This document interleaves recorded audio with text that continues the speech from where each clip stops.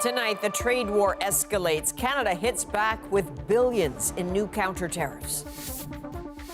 And we will fight for every single job. Cross-country reaction from shift change to small business to the Bank of Canada. Plus, we break down Donald Trump's rhetoric about Canada as the 51st state. The President of the United States does not recognize shared interests. A lightning rod deportation case tests American commitment to freedom of speech.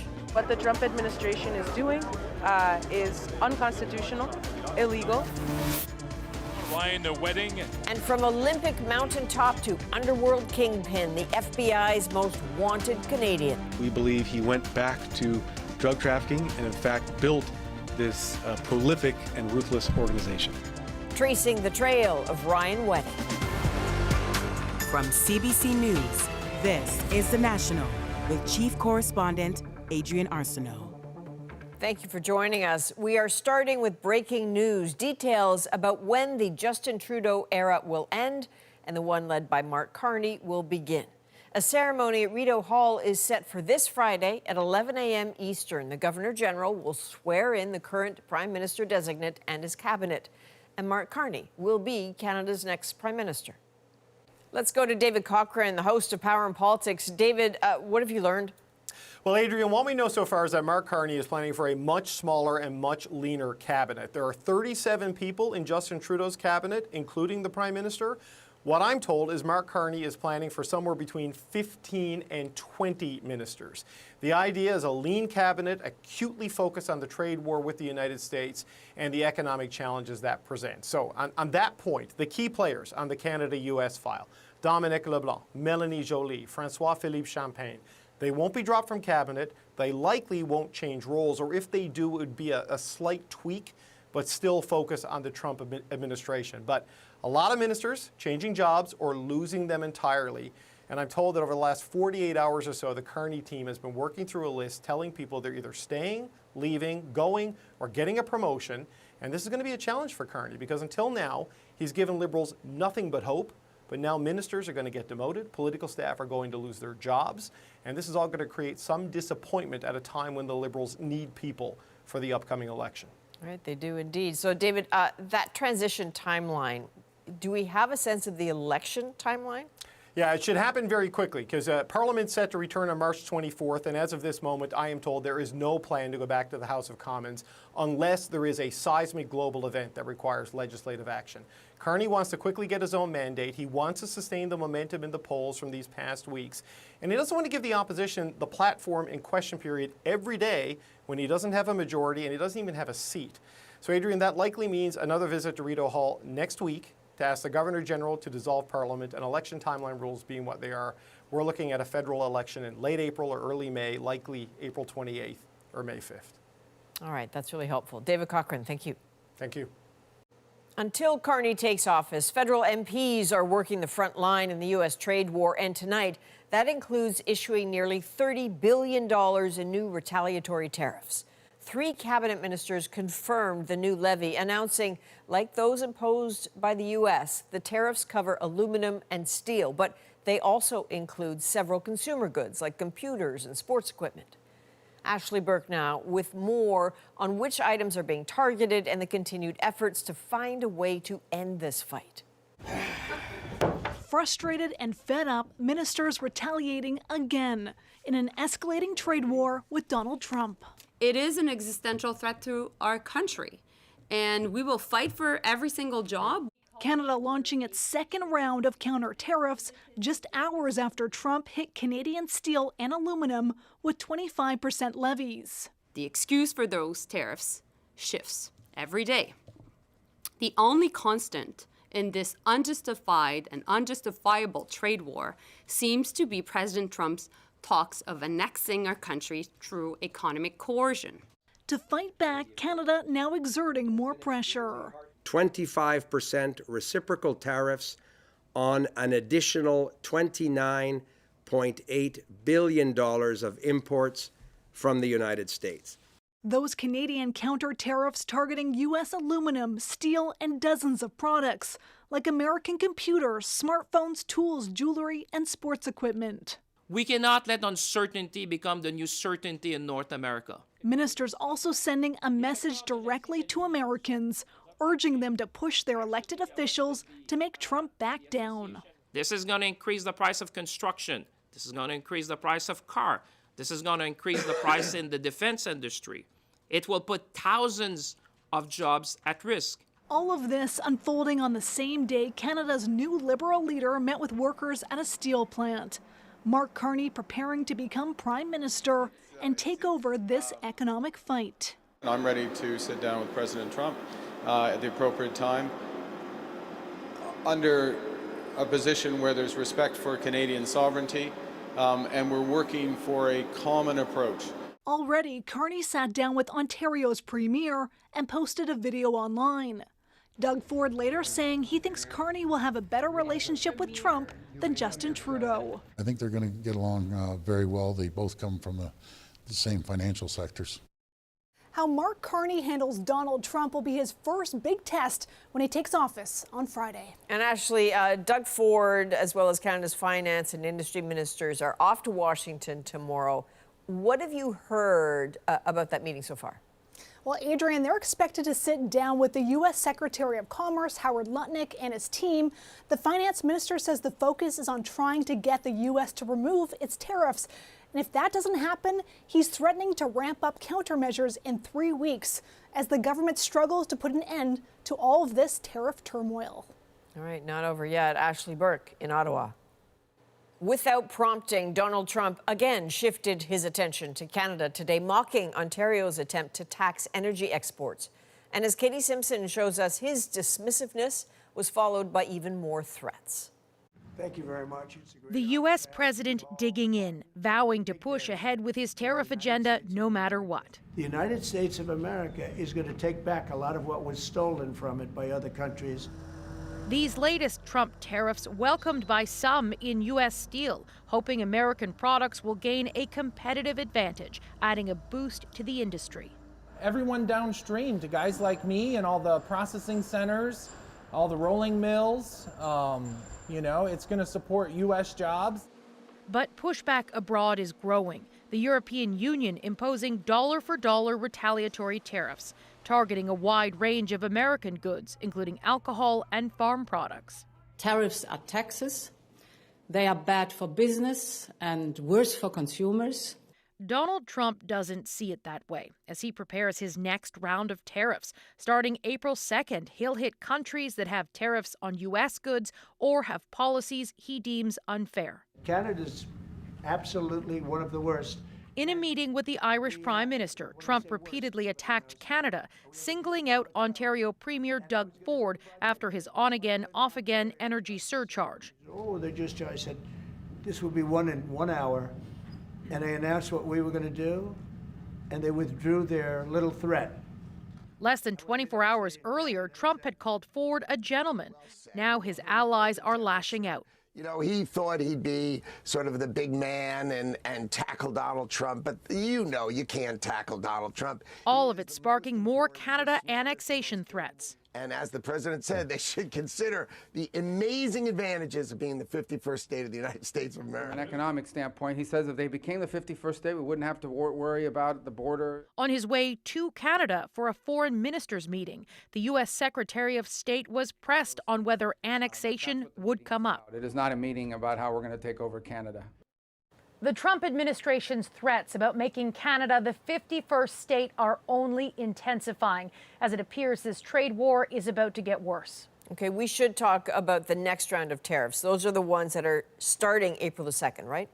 Yeah, mostly tariffs aimed directly at countries. But on top of that, Trump says he'll also target specific industries, the auto sector, pharmaceuticals, and semiconductor chips. And he's leaving the door open for even more, pushing back against arguments that his plan is all over the map, saying it's just because he's being flexible. So confusing. All right, Katie Simpson in Washington, thank you. Thanks. It's certainly not the first time Donald Trump has said Canadians would be better off with no border between the two countries. When you take away that artificial line that looks like it was done with a ruler. Okay, so what is he really after when he talks about erasing that long-standing border? We'll break that down for you in about 20 minutes. The trade war is already being felt in Canada's industrial heartland. Lisa Shing takes us to Hamilton, Ontario, where steel is king, orders are down, and fear is up. At this popular Hamilton grill, tariffs are the talk over lunch. Total insanity. I don't know what Trump is doing, but hopefully there's some plan behind his madness. The job losses are very scary because it's a trickle-down effect, too, because people aren't going to come to restaurants if they don't have a job. Steel is a major economic driver in the city, directly employing about 10,000 people and thousands more in supporting industries, including at this railway car manufacturer. These guys got families to feed, just like, people down in the States got families to feed, and there's no need for any of this. Just keep coming in until they tell us not to. We are Canadian, right? We're strong. We work together, right? We stand together. Even before the tariffs took effect, some businesses saw fewer customer orders. Things down at Stelco have definitely slowed. They have a hiring freeze right now. They're in cash conservation mode. About half of the steel produced in this country is exported to the U.S., but the Canadian aluminum industry is even more dependent on that market. About 90%, mostly from Quebec, goes there. Oh boy, there's not many ways. Cut our margins. Basically, that's it. The president of this HVAC company has been forced to cut some employee hours. We are losing orders on the U.S. side, which is only 20% of our sales right now, but it's 100% of our growth. And while Canadian exporters are feeling the squeeze, so too are importers, whose margins are affected by the counter-tariffs announced by the federal government. Hopefully we can find some of these products, again, overseas and import from the European market. Despite the pain, some Canadian companies say they support the government's actions. The Americans need to feel pain. We can't just roll over and experience all the pain ourselves. Sending a clear message to the U.S. president. Lisa Shing, CBC News, Hamilton, Ontario. The Bank of Canada has slashed its key interest rate for the 7th consecutive time, but it's the first rate cut since the start of the trade war. Katie Nicholson now on how that fight is fueling economic uncertainty. Good morning. The Bank of Canada governor was already likely to lower the key lending rate. Then the tariff war began. We are now facing a new crisis. The economic impact could be severe. The uncertainty alone is already causing harm. This is a very fluid situation. The words uncertain or uncertainty used 25 times during the 44-minute briefing. An uncertainty about the Canada-U.S. trade relationship, costs related to both uncertainty. The uncertainty itself, pervasive uncertainty. There's quite a bit of uncertainty. Now at 2.75%, there's still wiggle room for the bank to further cut the rate if it needs to temper inflation in the months ahead. But it can only do so much. Monetary policy cannot offset the impacts of a trade war. All of that uncertainty already affecting consumer and business confidence. Is it going to be applied for a week, a day, a month, or is it, kind of a permanent policy that would really throw the economy into recession? So I think this is all of the anxiety that we're dealing with. Silvers now. Count Brian Hamlin among the anxious. His comic book shop bracing for a potential tariff double whammy. Comics, for the most part, are printed in Canada and then shipped to the States and then shipped back to us. So it's kind of a minefield figuring out they're actually going to be impacted and how they're going to be impacted.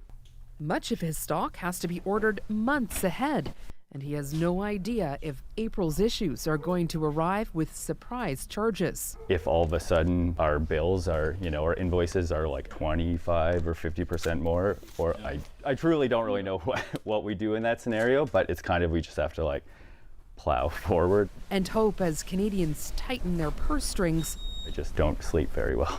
It doesn't also strangle his sales. Katie Nicholson, CBC News, Toronto. Police in Toronto have released helicopter footage showing the arrest of 3 teens after a violent carjacking. Air 2, they're doing the takedown now. Police say a driver was alone in their SUV Saturday night when one teen entered, held a knife to the victim's throat, and demanded the keys. The driver complied, exited the car, and the suspects took off. Officers caught the teens after a brief chase. Tonight, a teen girl who survived being set on fire is telling her story for the first time. It happened 6 months ago at a Saskatoon high school. As Dan Zakreski shows us, the family went to authorities for help just days before the life-changing event. This teenage girl survived a harrowing ordeal, being set on fire at her Saskatoon high school. Everything was like covered in flames. My face was on fire. We're not identifying her because she's a youth victim of crime. It was her second day of grade 10. Witnesses say a girl poured liquid onto her head and then lit her on fire. I was on the ground rolling and trying to get the fire out. And I was screaming like, help me, oh my gosh. 40% of her body was burned. The fumes scorched her vocal cords. 6 months later, she still speaks in a whisper. The fire was out and it hurt so much. I was on the gurney and I asked if my parents were coming because I just wanted to see them and I didn't want to die without seeing them. But I'm grateful that I'm still alive and I saw them walking into the school and I just said, hi Mom, hi Dad. The teen's parents say they went to Saskatoon Police and the high school for help last June, before the incident. Their daughter and her best friend were getting threatening texts from another teen they had befriended. A text was received that said you should slit your wrists and kill yourself. So we blocked everything. That's done. This is not playtime. The very next day, they filed a police report and talked to the school. But the texts kept coming over the summer. Again, they asked authorities for help just days before the teen was set on fire. The school and police declined interview requests from CBC News. The teen's dad just wants to prevent this from happening again. We want to ensure that when our child goes to school, or any child goes to school, that it's the safest place for them to be. The teen accused of the attack has pleaded not guilty to attempted murder, arson, and aggravated assault. She'll be back here in court in July. Dan Zakreski, CBC News, Saskatoon. A protest erupted in front of a New York courthouse today in support of a former university student and pro-Palestinian activist now facing deportation. He did nothing wrong. He committed no crimes. Why the Trump administration is going after some student protesters. A Canadian Navy ship makes its first ever trip to Antarctica. Do you think there's a security concern here in Antarctica? I definitely do. We meet the crew on its historic mission in the polar region.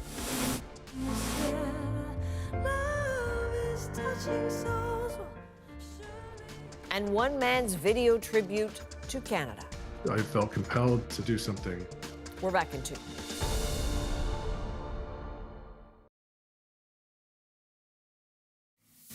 People are going to Russia right now as we speak, and hopefully we can get a ceasefire from Russia.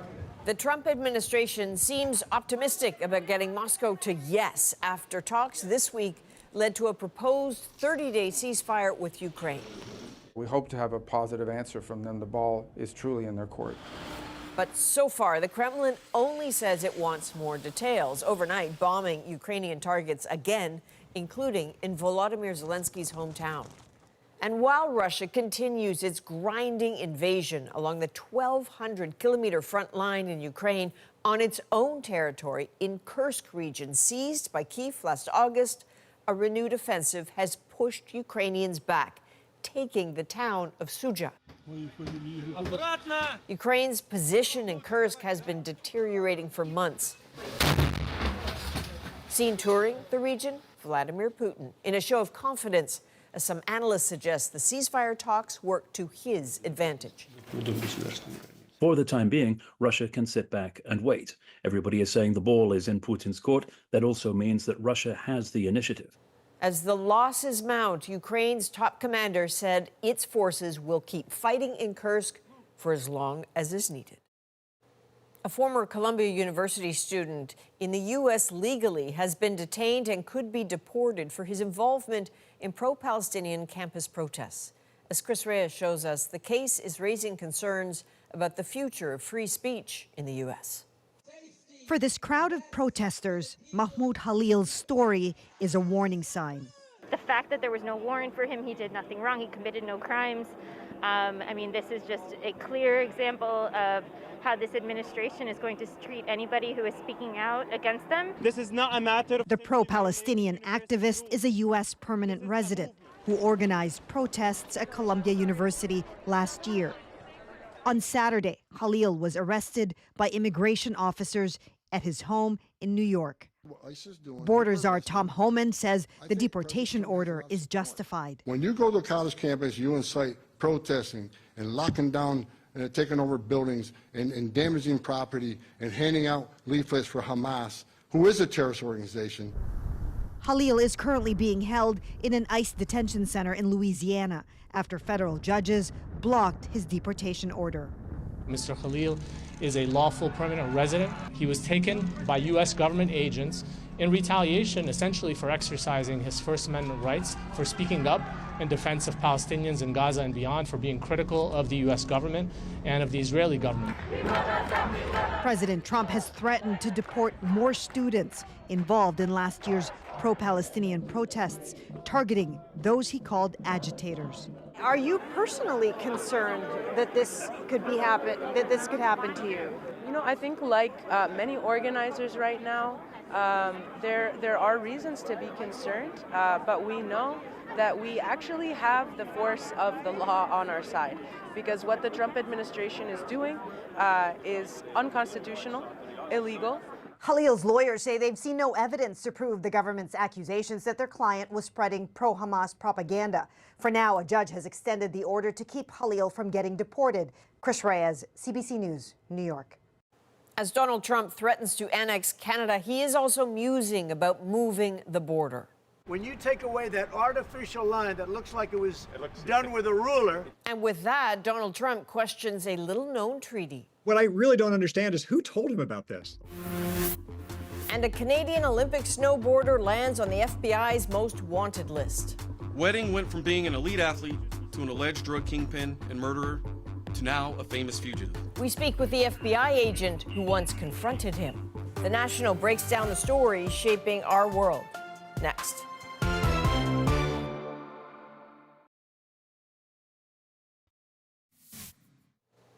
Construction is underway in Brazil for a new highway cutting through tens of thousands of acres of protected Amazon rainforest. An irony here, the project is being built in order to host the COP30 climate summit. Conservationists are outraged as the Amazon is essential for absorbing the world's carbon emissions. The state government says the highway is sustainable and important to host thousands of visitors later this year. Well, Canada's Navy is in Antarctica, looking to the South Pole for lessons to apply in the North. Both regions are increasingly strategically important. International climate correspondent Susan Ormiston brings us this latest dispatch from the bottom of the world. The commander of the Canadian Navy, Angus Topshee, motored out to meet HMCS Margaret Brooke, waiting in Maxwell Bay.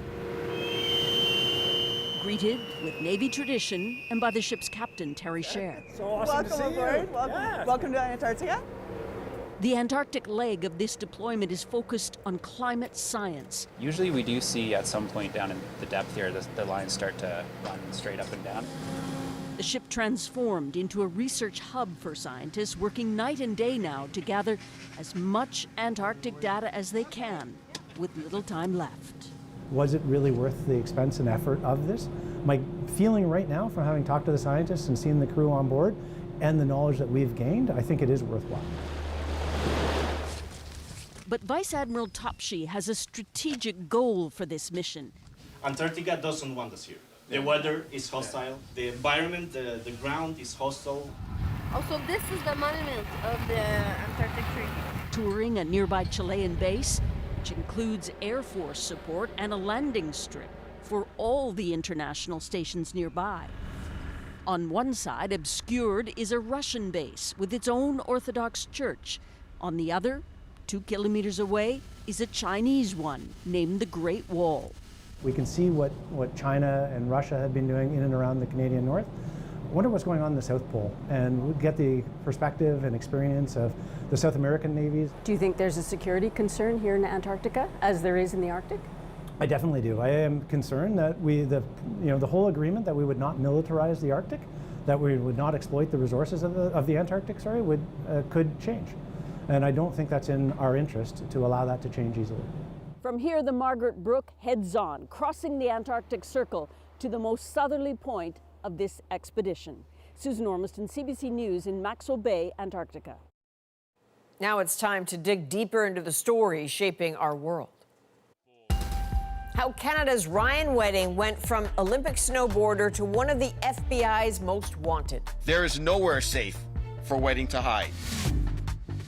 But first, why Donald Trump is itching to challenge the validity of our border. So you have millions of gallons of water pouring down from the north. What Canada can do to hold that crucial line.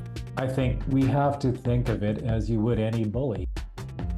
Here's Eli Glasner to break down how that border was drawn and what could be at stake as the U.S. president seeks to change it, maybe even erase it.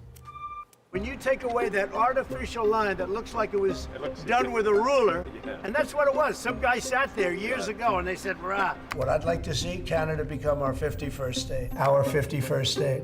After winning the election, President Trump has relished the idea of making Canada part of America. Some wrote it off as idle bluster. Then, on a hot mic moment captured in February, Justin Trudeau stated Trump's plan to annex, to take over Canada, was real. Mr. Trump has it in mind that one of the easiest ways of doing that is absorbing our country, and it is a real thing. That assertion came just days after phone calls were held between the two leaders to discuss tariffs. According to the New York Times, during the calls on February 3rd, Trump said to Trudeau that he did not believe the treaty that demarcates the border between the two countries was valid and that he wants to revise the boundary. The boundary in question, the longest border in the world, 8,891 kilometers shared by Canada and the United States. And the treaty he reportedly referred to? A little-known one from 1908. What I really don't understand is who told him about this. Like, nobody knows about the 1908 treaty. A handful of scholars. So somebody somewhere discovered this treaty and said to Donald Trump, this is a way to put pressure on the Canadian government. To understand the treaty's significance, let's do a little geography. The shape of Canada as we know it goes back to the 1783 Treaty of Paris. It established the border of the newly independent United States and what was then British North America.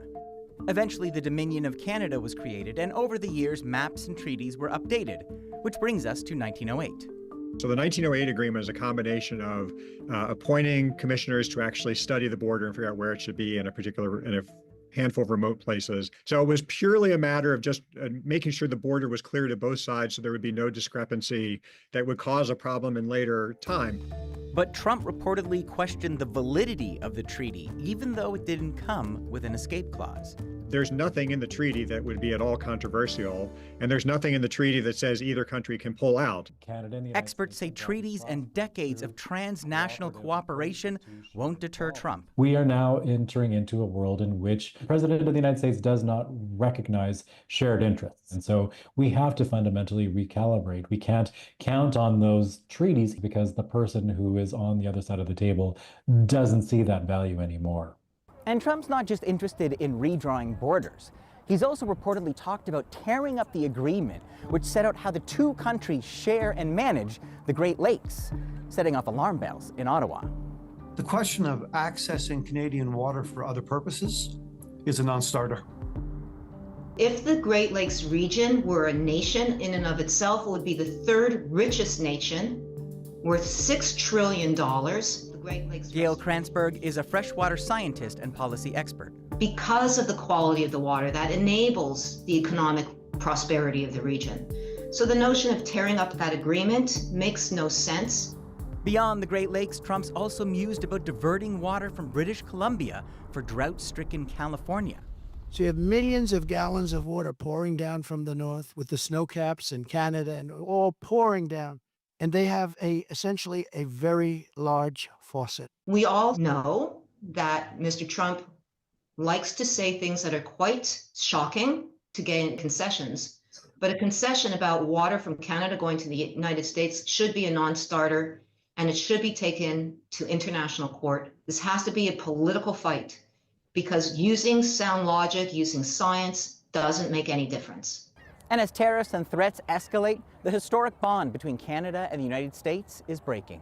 We will never trust the United States in the same way that we have for the past number of decades. The Americans want our resources, our water, our land, our country.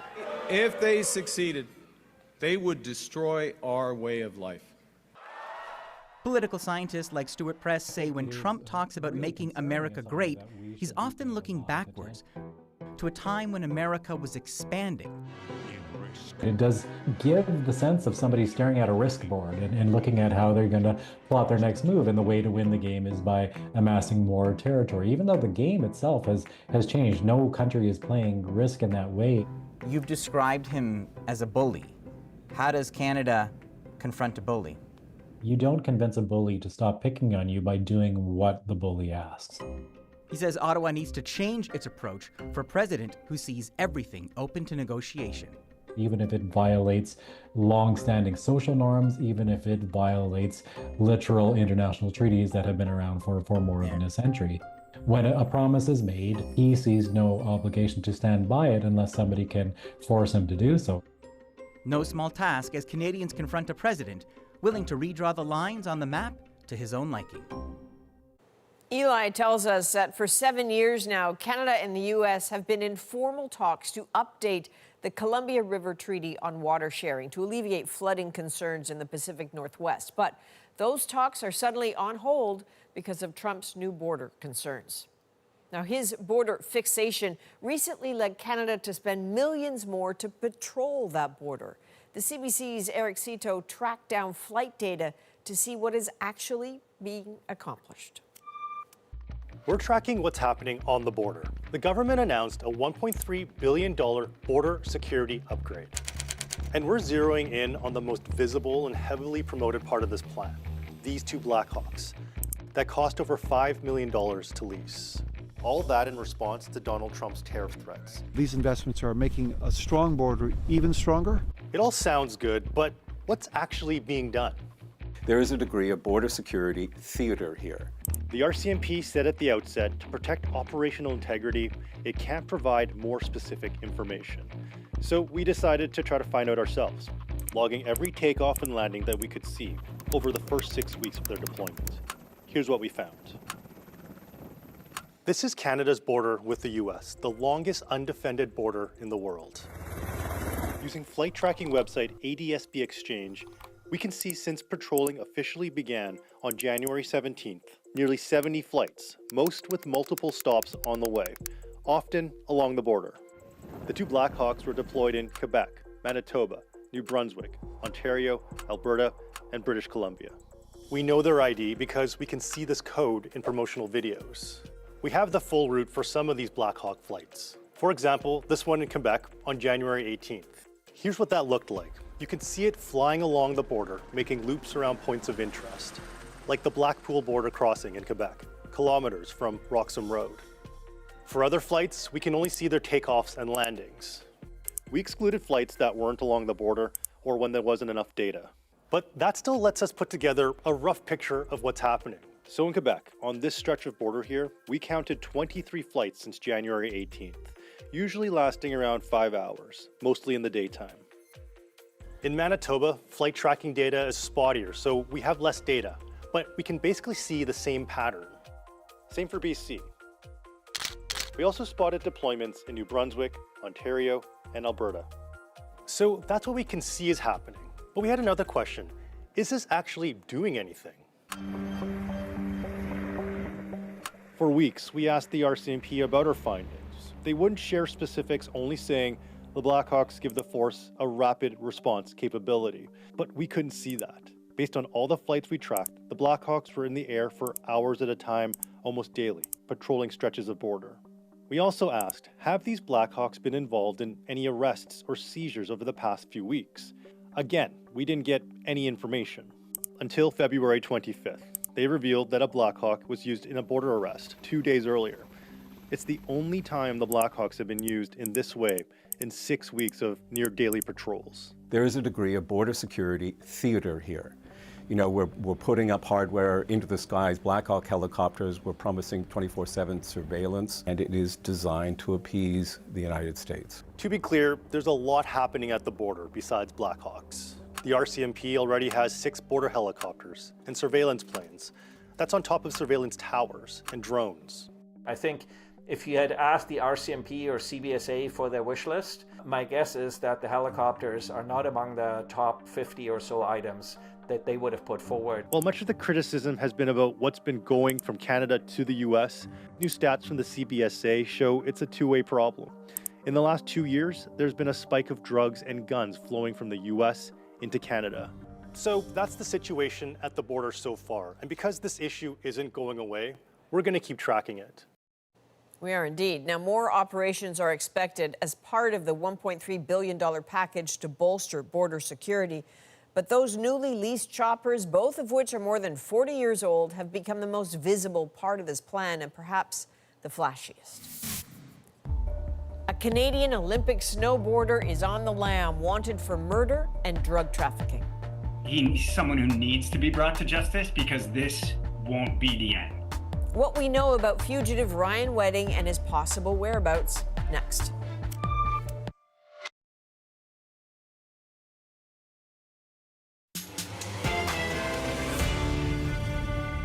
Ryan Wedding's downhill slide from Olympic snowboarder to alleged drug boss. One of the most sophisticated drug trafficking networks in North America. Why the FBI will pay millions to get this Canadian behind bars. He's someone who needs to be brought to justice because this won't be the end. Thomas Degg is here to track Wedding's dramatic journey from Olympian to fugitive. For years, former associates and rivals have been turning up dead, from Canada to Colombia. The long trail of bodies leading to an unlikely suspect. Ryan Wedding, once an Olympic snowboarder from BC, now one of the FBI's most wanted, with a $10 million bounty on his head. Wedding went from being an elite athlete to an alleged drug kingpin and murderer to now a famous fugitive. Retracing his path from the top of the mountain to the underworld, we hear for the first time from the woman he married while in prison. He said that he was just at the wrong place and wrong time. And the FBI agent who confronted him. He's someone who needs to be brought to justice because this won't be the end. Canada. At the 2002 Games in Salt Lake City, somewhere in that Team Canada crowd was a promising 20-year-old Olympic rookie, seemingly destined for a long career on the slopes. Notre Canadien maintenant, Ryan Wedding. At 6'3" and with grandparents who owned a ski hill in Thunder Bay, Ontario, Wedding proved a natural, flying down the giant slalom course. Though this would be his only time competing on the world's biggest stage. Failing to qualify for the next round, within years, Wedding would be forging ties with a Mexican drug cartel. For the Vancouver Sun, crime reporter Kim Boland wrote about Wedding when those connections later came to light. I got a lot of calls from his friends and family after I first reported on the case, suggesting that, we were being cruel to report this and that he was a great guy. He was a very charismatic person. Very popular, lots of women in his life. In 2006, in Maple Ridge, east of Vancouver, came the first sign of trouble. Wedding's name appeared in an RCMP search warrant for a cannabis grow-op. He wasn't charged yet, but his criminal connections flourished. In June 2008, Wedding flew to Los Angeles to buy 24 kilograms of cocaine. Instead, he got caught in a sting operation and was arrested by FBI Special Agent Brett Kalina. Now retired, we reached him in San Diego. We really didn't know about Ryan Wedding until he stepped off the plane. He was very confident that he was just going to be able to pull this off. This was going to be a deal like any other that he may have done up in Canada. And again, we didn't have a huge history at that point of him. We did not know he was a snowboarder. U.S. court records obtained by CBC News show Wedding pleaded with the judge for a lenient sentence. "Your Honor, what I did was completely out of character for me," he said. "I am truly sorry. As an athlete, I was always taught that there is no second chances, and well, I'm here asking for exactly that." Wedding was sentenced to 4 years behind bars and sent to a notorious mega prison in West Texas. Our investigation finds he then married a BC businesswoman. Here's the marriage license, dated February 14th, Valentine's Day 2011, while Wedding was an inmate, and after she says they dated in BC. We reached his former bride on the phone all these years later. You married him while he was in prison. Didn't you have any concerns about his lifestyle at the time? No, he said that he was wrong. He was just there with a friend, and he got convicted. Like he was just at the wrong place and wrong time. Are you involved in money laundering? No, of course I am not. In fact, we found the woman's name came up twice in police investigations tied to money laundering. We're not naming her here since she's not charged with a crime, but records show she and Wedding moved in together in Coquitlam, BC after he got out of prison, around the time authorities say he was building his own criminal network. By 2015, Wedding was on the RCMP's radar when they unveiled a major operation targeting cartel-linked cocaine imports by sea. But by the time he was charged, Wedding was already gone, running off to Mexico, where prosecutors say he's protected by the infamous Sinaloa cartel. All of it coming to light last fall when U.S. federal authorities laid out drugs and guns seized in their investigation, announcing they too were now on the hunt for Wedding. Upon his release, we believe he went back to drug trafficking and in fact built this prolific and ruthless organization. Whoa. From a South Florida mansion to the streets of Colombia, officers arrested suspected accomplices, even alleging Wedding orchestrated a botched shooting in this Caledon, Ontario home in November 2023 over a stolen drug shipment. My father was shot in front of me. I heard my mother's last screams, and after that, it was complete silence. Police later revealing the attack on that family was a grim case of mistaken identity. The RCMP say Wedding still poses a serious threat in Canada. Authorities releasing these two photos, both taken somewhere, sometime in 2024, betting someone will remember seeing him and report his whereabouts. The hope is that $10 million bounty will also help put an end to a decade-long manhunt. The increase in the reward should make it clear there is nowhere safe for Wedding to hide. So how elusive is Ryan Wedding? Well, Thomas points to a statement from the U.S. Attorney's Office. Investigators believe he's in Mexico, but they haven't ruled out the U.S., Canada, Colombia, Honduras, Guatemala, Costa Rica, or elsewhere. Coming up, a love letter to Canada. From the heart, for the heart. When something you love is under attack, you need to stand up for it. Why a sports editor was compelled to convey a patriotic message. Next, in our moment.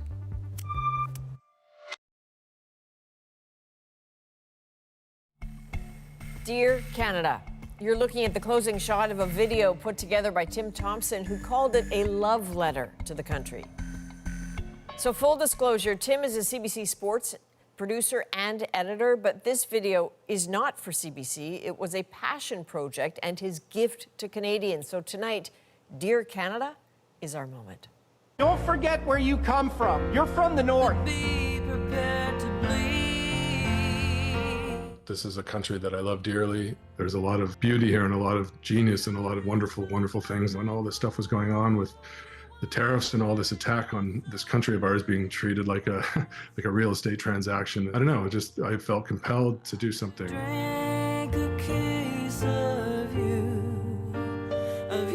No one asked me to do it. No money's being made. It was just from the heart, for the heart. When something you love is under attack, you need to stand up for it. It's just sort of a love letter to the country. Again, just felt compelled to do it. Love is not a big enough word. He felt himself at the exact center of the country's heart, at the meeting place of ships, railroads, and people, at the precise point where the interlocking directorates of Canada found their balance. I've never seen anything more beautiful.